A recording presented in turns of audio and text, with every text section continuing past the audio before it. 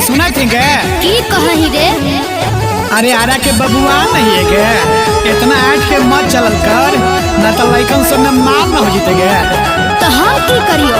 हो जाता तो हो जाते ही। हई सवर की गे। अच्छा हई सवर की गे। ठीक जहा चल ही तू बढ़ैले ही करकी गे। ठीक जहा चल ही तू बढ़ैले ही करकी गे। हाय रे गोरका हाय रे गोरका हाय रे गोरका रे। हाय रे गोरका हाय रे गोरका हाय रे गोरका रे। लाइन न देबो तोरा के तू समझा ही बड़का रे। अरे लाइन न देबो तोरा के तू समझा ही बड़का रे। अपना के ढेर मत वाला समझे ही रे।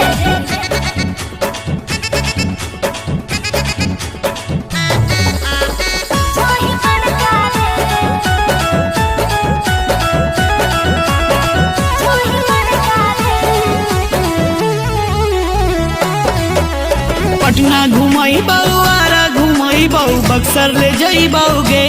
सचो बाढ़ बरहिया घाट मोकामा के पानी पिलई बाऊ गे। गे छोड़ी सुनही गे बड़ा रंगीला बुझाही रे।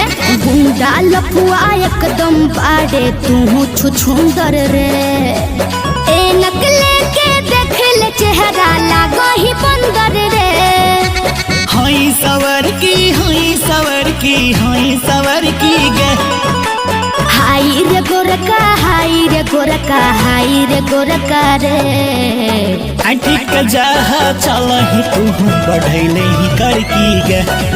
अरे लाइन न देबो तोरा के तू समझा ही बड़का रे। अरे चल हट। बड़ा भाव खाएंगे। अरे जवनिया कटीला है। हमरा में कौन कमी है गे? अरे बहुते कमी है ना।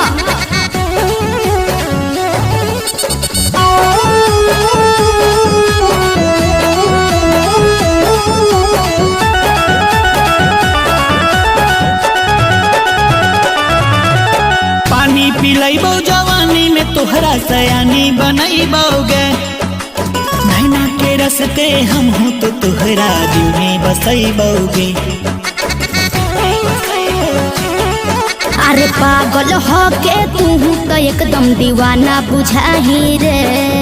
अरे हो जाइबे एकदम खुद से बेगाना जे नैना लड़ाई बौरे।